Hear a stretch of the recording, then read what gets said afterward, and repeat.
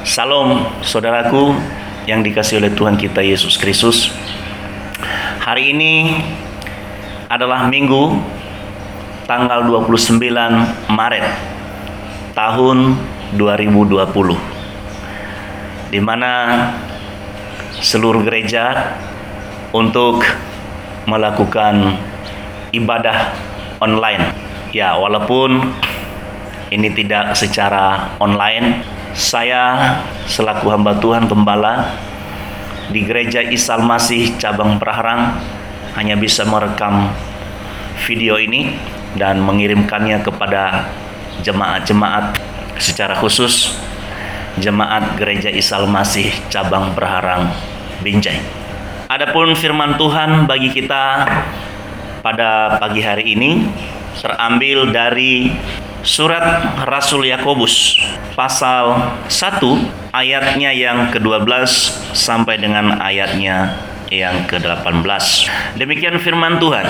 Berbahagialah orang yang bertahan dalam pencobaan, sebab apabila ia sudah tahan uji, ia akan menerima mahkota kehidupan yang dijanjikan Allah kepada barang siapa yang mengasihi Dia. Apabila seorang dicobai, janganlah ia berkata, pencobaan ini datang dari Allah, sebab Allah tidak dapat dicobai oleh yang jahat dan ia sendiri tidak dicobai siapapun. Tetapi tiap-tiap orang dicobai oleh keinginannya sendiri, karena ia diseret dan dipikat olehnya. Dan apabila keinginan itu telah dibuahi, ia melahirkan dosa, dan apabila dosa itu sudah matang, ia melahirkan maut. Saudara yang kukasihi, jangan sesat. Setiap pemberian yang baik dan setiap anugerah yang sempurna datangnya dari atas, diturunkan dari Bapa segala terang. Padanya tidak ada perubahan atau bayangan karena pertukaran. Atas kehendaknya sendiri, ia telah menjadikan kita oleh firman kebenaran, supaya kita pada tingkat yang tertentu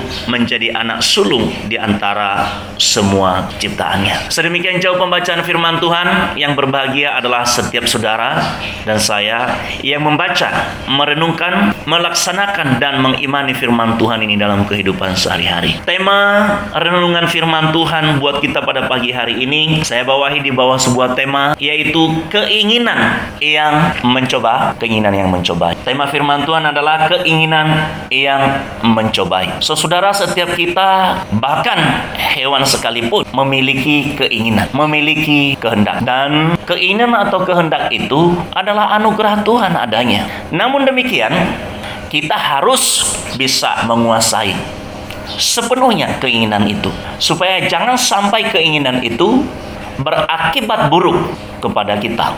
Maksudnya, jangan sampai keinginan yang kita lakukan itu, keinginan yang kita laksanakan itu, kehendak yang kita laksanakan itu berakibat buruk pada diri kita sendiri, berakibat buruk bagi anggota keluarga kita, dan berakibat buruk bagi masyarakat luas. Sehingga betapa pentingnya kita harus menguasai, mempertimbangkan baik-baik apa yang merupakan keinginan kita. Maka oleh sebab itu dalam kesempatan ini ada 6 bagian yang hendak saya sampaikan berhubungan dengan keinginan yang mencobai. Yang pertama, dalam pencobaan itu ada kebahagiaan. Mari kita membaca di dalam ayat 12 dikatakan, berbahagialah orang yang bertahan dalam pencobaan. Berbahagialah orang yang bertahan dalam pencobaan. Bertahan dalam pencobaan, berbahagia. Kalau kita melihat di dalam terjemahan bahasa sehari-hari, menggunakan kata tabah. Dalam bahasa Yunaninya menggunakan kata stateri. Tabah, bertahan.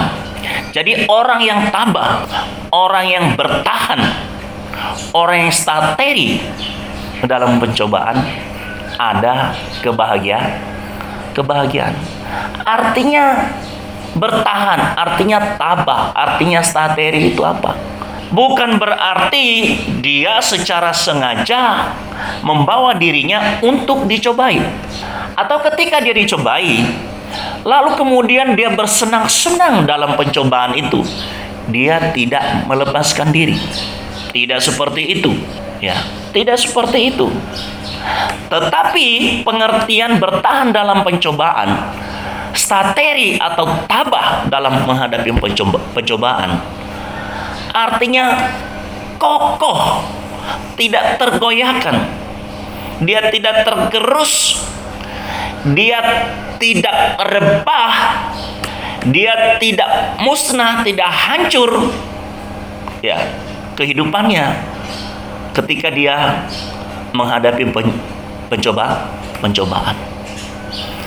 Artinya bertahan dalam pencobaan, stateri atau tabah ini, dia tidak melarikan diri kepada hal-hal yang negatif, dia tidak menjauhkan diri dari Tuhan, dia tidak menghujat Tuhan, dia tidak patah hati, dia tidak patah semangat, dia tidak melakukan hal-hal yang buruk, tetapi dia berpegang pada janji firman Tuhan, bahwa Tuhan tidak meninggalkan dia, bahwa Tuhan tidak membiarkan dia. Dia yakin, dia percaya bahwa dia sanggup untuk mengalahkan pencobaan itu. Dia percaya bahwa dia sanggup untuk memenangkan pertandingan, dan dia menang. Kita harus punya iman seperti itu, bahwa ketika kita jatuh dalam pencobaan, sesungguhnya Tuhan tidak meninggalkan kita. Sesungguhnya Tuhan tidak membiarkan kita. Kita tidak boleh putus asa, kita tidak boleh patah hati, kita tidak boleh ketakutan, kita tidak boleh melakukan hal-hal yang negatif. Itu. Jadi dengan demikian kita semakin terbiasa, kita semakin kuat, kita semakin kokoh. Saudara, kita ini berada di dalam dunia. Tidak mungkin kita tidak mengalami berbagai-bagai pencobaan. Ya, kalau tidak mau berada dalam pencobaan, ya sudah di sorga. Kita sabar. Kalau sudah di sorga, sudah tidak ada pencobaan, saudaraku. Maka oleh sebab itu kita harus kokoh, kita harus tabah. Ya, tidak boleh patah hati, tidak boleh patah semangat, tidak boleh melarikan diri dari hal-hal yang buruk. Karena kita jatuh dalam pencobaan. Justru kita harus semakin dekat dengan Tuhan dengan adanya pencobaan yang sedang kita hadapi. Seperti apa yang sedang terjadi saat ini. Pencobaan sedang terjadi dengan COVID-19. Kita justru dengan demikian kita harus lebih dekat kepada Tuhan. Dengan demikian kita harus menguduskan diri. Dengan demikian kita harus memurnikan motivasi kita, memurnikan hati kita. Dan ketika kita tetap di dalam kebenaran, ya, kita semakin dekat dengan Tuhan. Dikatakan oleh firman Tuhan apa? Sebab apabila ia sudah tahan uji, ia akan menerima mahkota kehidupan yang dijanjikan Allah kepada barang siapa yang mengasihinya. Luar biasa. Ada hadiah. Ada reward, dan reward ini tidak datang dari manusia. Hadiah ini tidak datang dari manusia. Hadiah ini datangnya dari Tuhan, dari sorga. Apa itu? Mahkota kehidupan. Dia bersifat eskatologis. Ya, jadi saudaraku, ini perjuangan. Kita di dunia ini hanya bersifat sementara. Umur kita dikatakan oleh firman Tuhan 70 tahun. Paling kuat 80 tahun. Saudaraku, hanya 80 tahun. Anggaplah lebih daripada itu. Hanya sementara. Tapi ada kehidupan yang kekal. Dan di dalam kehidupan yang kekal itu, kita membutuhkan kemuliaan yang kekal pula. Salah satunya mahkota kemuliaan. Saya berkata kepada saudara, yang Allah anugerahkan adalah keselamatan. Sementara reward itu seperti mahkota kemuliaan, mahkota emas, upah sorgawi, kekayaan sorgawi, kita harus perjuangkan. Yang kedua, saudaraku yang dikasihi oleh Tuhan kita Yesus Kristus, berbicara tentang pencobaan dan keinginan. Yang pertama-tama di situ dikatakan di dalam ayat 13. Apabila seorang dicobai, janganlah ia berkata pencobaan ini datang dari Allah. Dilarang keras oleh firman Tuhan untuk mengatakan bahwa pencobaan itu datangnya daripada Allah. Dilarang keras. Ini bukan ajaran Kristen yang mengatakan pencobaan datangnya daripada Allah. Ini adalah tuduhan kepada Allah. Ini adalah fitnah kepada Allah. Ini adalah hujatan kepada Allah bagi orang-orang yang mengatakan pencobaan daripada Allah. Firman Tuhan melarang, dan bukan ajaran Kristen yang mengatakan bahwa pencobaan datangnya daripada Allah. Amin, saudaraku. Siapapun kita yang pernah berkata pencobaan datangnya daripada Allah, saudara harus bertobat. Karena itu menuduh Allah, itu memfitnah Allah, itu menghujat Allah. Karena Allah kita di dalam diri Yesus Kristus bukan penjahat. Dilanjutkan oleh firman Tuhan di sana. Sebab, ini alasannya. Sebab Allah tidak dapat dicobai oleh yang jahat. Allah kita maha kuasa. Allah kita maha besar. Lihat saja ketika Yesus berpuasa 40 hari 40 malam. Kemudian si jahat itu, setan dan iblis itu, si pencoba itu datang mencobai Yesus. Adakah Yesus itu yang adalah Allah itu sendiri, firman yang telah menjadi manusia itu, kemudian jatuh dalam pencobaan? Tidak. Yesus tidak jatuh di dalam pencobaan apapun. Tidak ada dosa sedikit pun yang ada di dalam bibirnya, di dalam hatinya. Tidak. Dia adalah Allah yang sempurna. Dia tidak dapat dicobai oleh yang jahat. Sebab Allah tidak dapat dicobai oleh yang jahat. Dan ia sendiri tidak mencobai siapapun. Ya, ingat, Allah tidak mencobai siapapun. Barangkali saudara akan berkata, loh, di dalam Alkitab banyak perkataan Allah mencobai. Oh, sebentar dulu. Bahasa aslinya berkata apa? Bahasa Indonesia kita ini terbatas, saudaraku. Pencobaan bisa disamakan dengan, bisa disinonimkan dengan ujian. Padahal ujian itu atau menguji itu berbeda dengan pencobaan. Banyak kata-kata yang disebut pencobaan itu sebenarnya bukan pencobaan. Perkataan yang harus digunakan di sana, tapi ujian. Ujian artinya apa? Supaya semakin kokoh, supaya naik tingkat. Kebetulan ketika sedang terjadi COVID-19 ini, dan mengapa kita ibadah pada hari ini di rumah masing-masing, dan gereja-gereja yang mampu menyediakan fasilitas ibadah online, ya, karena lockdown yang diinstruksikan oleh pemerintah, menyediakan fasilitas yang mungkin belasan juta, puluhan juta. Sementara itu juga anak-anak saat ini sedang UAS-BN yang SLTA-nya. Sedang UAS-BN. Dan sesudah UAS-BN ada UAS, ujian nasional. Untuk apa UAS? Untuk apa ujian nasional? Supaya apa? Mereka naik tingkat. Mereka bisa masuk ke tingkat yang lebih tinggi. Itu perbedaannya ujian. Ketika Tuhan mengizinkan kita diuji, yaitu supaya kita semakin kuat, supaya kita layak untuk memperoleh yang namanya mahkota, supaya tingkatan kita semakin naik. Saudara ingin memerintah bersama-sama dengan Kristus dalam kerajaan sorga kelak, tapi saudara mau mencari pejabat di bidang apa di kerajaan sorga? Ditentukan hari ini di sini, ketika kita bertahan di dalam pencobaan, ketika kita lulus terhadap ujian itu. Ada amin, saudaraku? Lalu berikut kita akan melihat bahaya terhadap keinginan. Kalau tadi pencobaan, sekarang keinginan. Karena kenapa? Tema renungan kita keinginan yang mencoba, keinginan yang mencobai. Kita melihat di dalam, kita terlebih dahulu melihat dulu, ya. Sebenarnya pencobaan itu datang dari mana? Mari kita melihat ayat 14.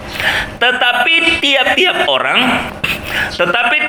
orang dicobai oleh keinginannya sendiri. Jadi bukan Allah yang mencobai saudara dan saya, bukan.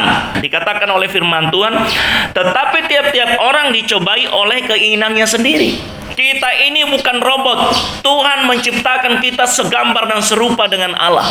Tuhan memberikan penghargaan yang luar biasa kepada kita. Tuhan memberikan kepada kita kehendak bebas untuk memilih A atau B, yang baik atau yang jahat. Nah, tergantung kita mau pilih yang mana, yang baik atau yang jahat. Kita harus berhikmat, kita harus bijaksana, kita harus mempertimbangkan segala apa yang merupakan keinginan kita. Karena dikatakan di sini, tetapi tiap-tiap orang dicobai oleh keinginannya sendiri. Tiap-tiap orang dicobai oleh keinginannya sendiri. Ya, kita bukan dicobai oleh Tuhan. Ya, saya kasih contoh.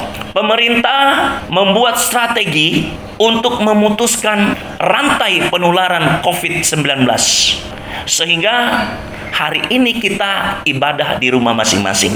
Ibadah online gitu ya. Hanya perjamuan kudus kan tidak bisa online. Perjamuan kudus tidak bisa online. Kalau khotbah masih bisa online. Seandainya gereja itu punya keuangan untuk membuat fasilitas. Ya, dalam hal ini juga ya diharapkan ya pemerintah atau anak-anak Tuhan yang punya berkat lebih boleh berbagi berkat di gereja yang keuangannya tidak memungkinkan untuk mempersiapkan fasilitas ibadah online itu. Jadi saudaraku yang dikasihi oleh Tuhan kita Yesus Kristus, pemerintah sudah buat strategi melakukan yang namanya lockdown supaya saudara tidak ketularan.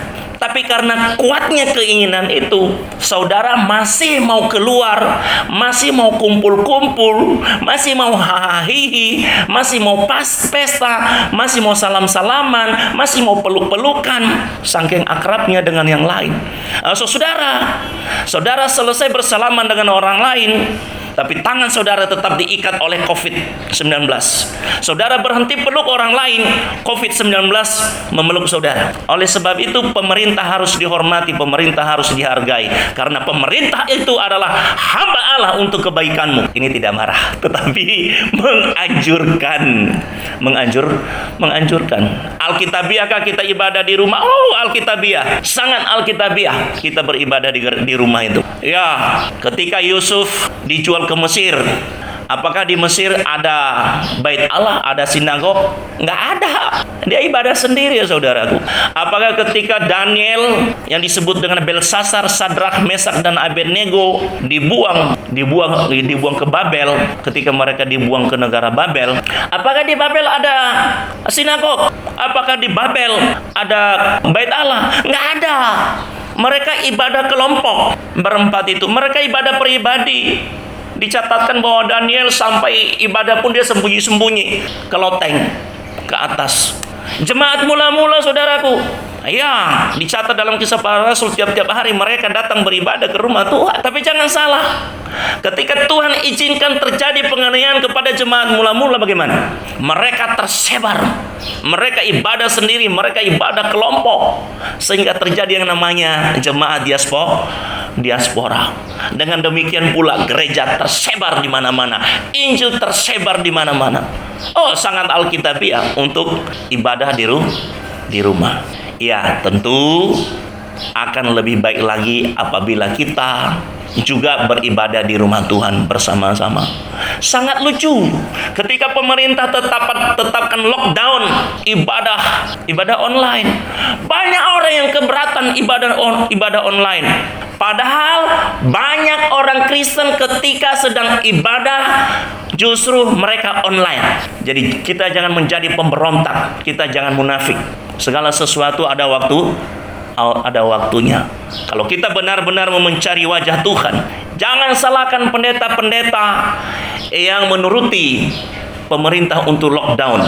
Tapi saudara, ketika kita sendiri sekalipun, Tuhan ada bersama dengan kita. Yang percaya berkata, amin. Nah, saudara yang dikasihi oleh Tuhan kita Yesus Kristus, yang berikut kita mau melihat bahaya keinginan yang buruk. bahaya keinginan yang buruk, yang jahat dan negatif. Ayat 15. Dikatakan apabila keinginan itu telah dibuahi, ia melahirkan dosa. Dan apabila dosa itu sudah matang, ia melahirkan maut. Sangat jelas. Dan apabila keinginan itu telah dibuahi, ya, keinginan itu diwujudkan. Itu ya. Banyak orang yang tidak tahan di rumah, tidak terbiasa di rumah. Kalau saya senang saja di rumah. Saya terbiasa di rumah. Banyak yang bisa dilakukan di rumah. Ya, berdoa, memuji Tuhan, menyembah Tuhan, belajar firman Tuhan, syuting khotbah, menggarap ya kesaksian-kesaksian yang pernah kita alami. Berkebun di halaman rumah, beres-beres rumah. Oh, dari dulu saya suka di rumah. Mau di rumah, oke. Mau di lapangan, oke, saudaraku. Ya, sama saja. Ya, kalau Roh Kudus ada di dalam diri kita, di mana saja kita nyaman. Ada amin? Ada amin? Ya, seperti itu. Ya, kalau Roh Kudus ada di dalam diri kita, kita berada di mana saja kita damai, kita senang, kita sukacita, tidak kepanasan. Maka oleh sebab itu milikilah Roh Kudus. Ada amin. Dikatakan di sana, apabila keinginan itu telah dibuahi, keinginan itu dilaksanakan, keinginan yang negatif tadi, keinginan yang jahat tadi, ya, keinginan yang buruk tadi dilaksanakan. Saya kasih contoh tadi. Pemerintah bilang stay at home. Ya, betul istilahnya itu. Mohon maaf. Ya, stay at home atau lockdown, di rumah saja, tidak usah kemana-mana, Pak Ci. Ya, tidak usah kemana-mana, di rumah saja. Gunakan kesempatan waktu bersama dengan anggota keluargamu. Nggak tahan. Ya, mau ke warung kopi katanya. Ada keinginan. Ketika engkau terjangkit, itulah buahnya. Dijauhkan Tuhan. Tidak tahan kalau tidak ngopi, tidak tahan kalau tidak ngumpul. Perhatikan tuh apa yang terjadi di Italia. Dalam 24 jam 600 jadi mayat. Kita harus menjadi orang yang berhikmat, kita harus menjadi orang yang bijaksana. Firman Tuhan katakan Amsal 22 ayat 3. Orang berhikmat dia sembunyi ketika melihat malapetaka. Tetapi orang yang tidak berpengalaman itu orang bodoh. Ketika melihat malapetaka dia jalan terus, kemudian dia kena malapetaka. Nah, saudara, dikatakan di sana, dan apabila keinginan itu telah dibuahi, ia melahirkan dosa. Ya, melahirkan dosa. Ketika Adam dan Hawa makan buah pengetahuan yang baik itu apa? Dosa, berdosa kepada Tuhan. Jadi siapapun saudara yang punya keinginan yang buruk, keinginan yang jahat, keinginan yang negatif, nafsu yang menguasai hati, pikiran, perasaan saudara, nafsu ingin minuman keras, nafsu ingin judi, nafsu ingin free sex, ingin melakukan hubungan seks kepada yang bukan istrinya, kepada suaminya, ingin melakukan hubungan seks di luar nikah dan lain sebagainya, kejahatan. Ya, dikatakan di sana melahirkan dosa. Adam dan Hawa melahirkan dosa. Akibatnya kita sekarang ini penderitaan. Dan kita tidak mau anak cucu kita ya menderita akibat keinginan kita. Kalau saudara sayang terhadap anak cucumu, puasai, matikan keinginanmu yang jahat, matikan keinginanmu yang buruk. Dan apabila keinginan itu telah dibuahi, ia melahirkan dosa. Dan apabila dosa itu sudah matang, sudah tiba pada waktunya, ia akan melahirkan maut. Maut itu apa? Matinya ya, saudara.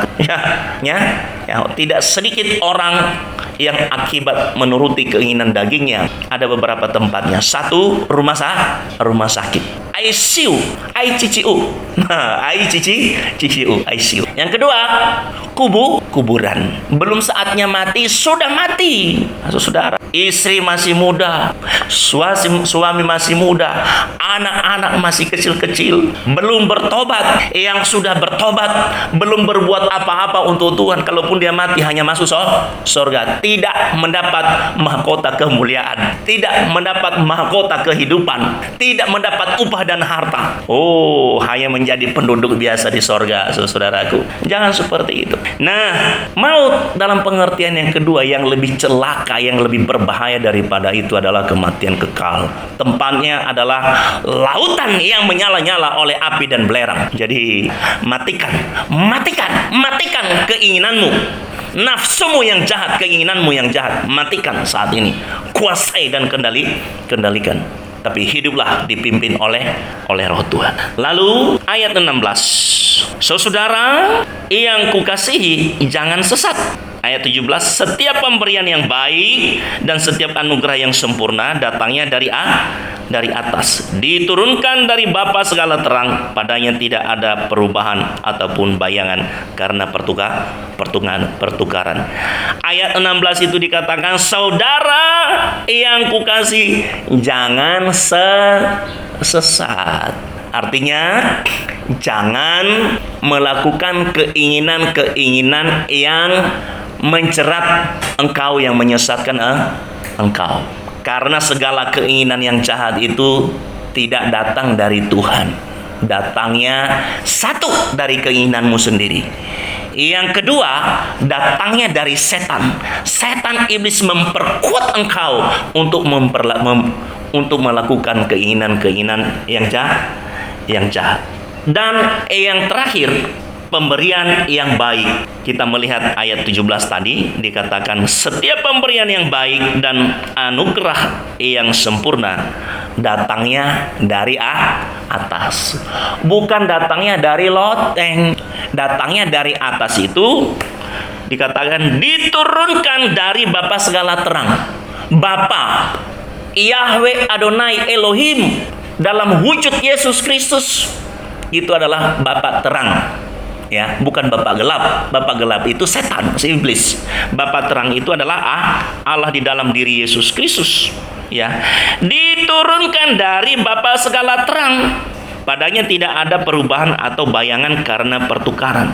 Jadi pemberian yang baik itu apa? Karunia-karunia Roh Kudus. Karunia-karunia Roh Kudus, ya. Termasuk karunia untuk memberitakan firman Tuhan yang disebut dengan karunia bernubuat. Talenta, keahlian untuk membangun. Ya, jadi karunia-karunia rohani untuk membangun orang lain, untuk membangun diri sendiri, untuk membangun pekerjaan Tuhan. Talenta dan keahlian bukan saja untuk membangun diri sendiri, bukan saja untuk membangun gereja dan jemaat, tetapi juga untuk membangun bangsa dan negara ini. Jangan menjadi orang Kristen kalau saudara tidak berguna untuk gereja. Jangan menjadi orang Kristen kalau saudara tidak berguna untuk pekerjaan Tuhan. Jangan menjadi orang Kristen kalau saudara tidak berguna untuk kebaikan orang lain. Jangan menjadi orang Kristen kalau saudara tidak berguna untuk bangsa dan negara ini. Tidak perlu banyak-banyak untuk jadi orang Kristen. Yang Tuhan mau jadi orang Kristen yang dapat membangun diri sendiri, yang dapat membangun orang lain. Dan itu datangnya dari Tuhan.